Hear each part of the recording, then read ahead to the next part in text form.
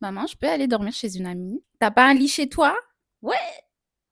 Si toi aussi t'as vécu ce genre de situation en grandissant, tu tombé sur la bonne vidéo. Aujourd'hui, je vais vous parler de comment moi j'ai grandi dans une maison capverdienne. Where'd you go? Exclaimer, la vidéo n'est pas que destinée aux capverdiens. Si t'as des parents de la même génération ou alors une culture similaire, on se comprend. On se comprend. Le fait de ne pas savoir s'exprimer. Je n'ai jamais appris à exprimer mes sentiments dans une maison capverdienne. Mes parents n'ont jamais vraiment cherché à savoir comment je vais, dans le sens où ils me demandaient si j'allais bien, si à l'école ça allait bien. Mais ma vie ne se résume pas qu'à l'école, you know? Oh, ils allaient pas creuser. Je pense que je ne peux pas leur en vouloir parce que eux-mêmes, ils n'expriment pas vraiment leurs sentiments. Non, je me souviens pas d'un moment où ils se sont assis à côté de moi pour me dire qu'ils ont vécu telle chose, tel jour et comment ça les a impactés dans leur vie, quotidienne. Et bien sûr, ce comportement ne vient pas de nulle part. Ça a été transmis de génération par génération. C'est quelque chose qui est vraiment ancré dans la culture. Ils ne peuvent pas me transmettre plus de bagages que ce qu'ils ont reçu, quoi. Je leur en veux pas. Mais ce sont des choses qui m'ont impacté dans ma vie, surtout dans la vie d'adulte, où il est nécessaire de partager ce qu'on ressent et pas de se renfermer, quoi. J'ai dû réapprendre tout ça toute seule parce que j'ai pas eu ça quand j'étais petite, donc je m'améliore. Maintenant, je m'exprime mieux. Voilà. Et ne parlons même pas des histoires de cœur. Alors là, ça, c'est vraiment le tabou total. Déjà, les histoires de garçons, interdit, c'était interdit. Je n'étais pas censée avoir un copain avant avoir fini mes études. Et vu que c'était interdit, bah, je ne pouvais pas aller pleurer devant mes parents pour leur expliquer mon goumin, mon chagrin. Non! Il fallait souffrir en silence, au lit, le soir. Et si on t'attrape en train de pleurer et qu'on te demande ce qui ne va pas, t'inventes une excuse. Non, regarde, j'ai mal à l'œil, j'ai mal au ventre. Alors que tu es en train de souffrir. Ton cœur il est en train de se déchirer en mille morceaux. Mais tu peux pas. Tu peux rien dire. C'est très dommage parce que ton enfant est en train de passer par une situation facile. Facile? Difficile! Toi, en tant qu'adulte, tu es censé, tu vois, le guider, lui expliquer que ça arrive, de lui donner la force, de l'espoir. Mais non! Sujet sensible, sujet sensible. Les inégalités filles-garçons ou entre sœurs et frères. Alors là, si je vous dis, c'était mon combat, c'est vraiment le combat de ma vie. J'ai commencé à remarquer cette inégalité quand je devenais une ado. Il faut savoir que quand j'étais une ado, les injustices étaient vraiment insupportables. Du coup, ça me rendait folle de savoir qu'on me traitait d'une façon parce que j'étais une fille et que mon frère a été traité d'une autre façon parce qu'il était un garçon. Le système à la maison, c'était ça. Joyce faisait tout. Toutes les tâches ménagères, etc. C'était moi. Et mon frère, bah, again. One-on-one, get the cake in the butter. I kinda like hustle the money all in.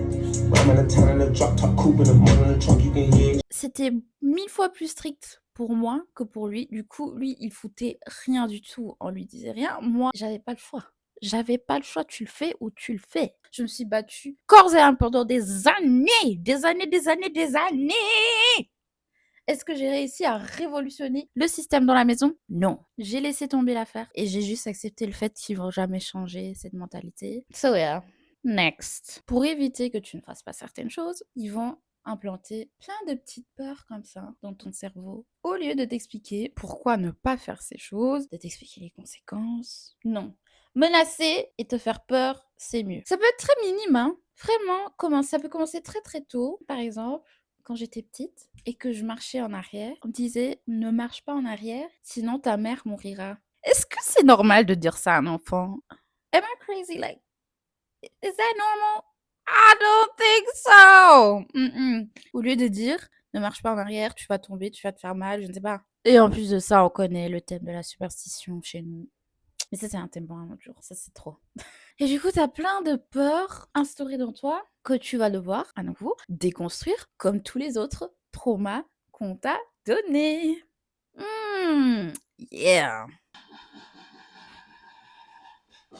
Tout ça, la mauvaise communication. De un, le concept de s'excuser chez moi, même quand ils avaient tort, on ne disait pas mot par mot: «Je m'excuse d'avoir fait ceci comme ça là». On va peut-être faire des petits actes, on va te cuisiner ton plat préféré, voilà, te faire des petits gestes, te donner un petit truc, mais c'est pas vraiment le pardon mot par mot, quoi. Et de 2, souvent dans des situations de conflit, disputes, discussions avec les parents, la communication souvent se fait d'une personne à l'autre, mais l'autre personne ne va pas communiquer vers l'autre personne parce qu'elle peut pas.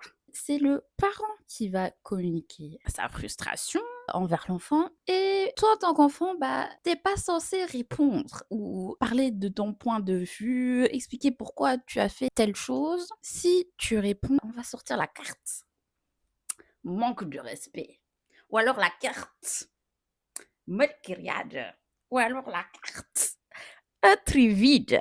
À la longue, t'apprends à te taire parce que tu sais que sinon, on va te menacer. Plus tu te tais, plus ça devient un mécanisme. Quand tu grandis, tu vas garder ce mécanisme en toi. Et quand tu es donc dans un conflit, dans une dispute, ce mécanisme va revenir et tu vas te mettre en mode muette parce que tu vas avoir ce réflexe de voilà te taire, encaisser ou alors tu ne sauras pas vraiment comment communiquer tes sentiments dans cette situation-là. Personnellement, c'était quelque chose que je dois déconstruire. C'est pas facile, mais il faut travailler dessus comme tous les autres traumas.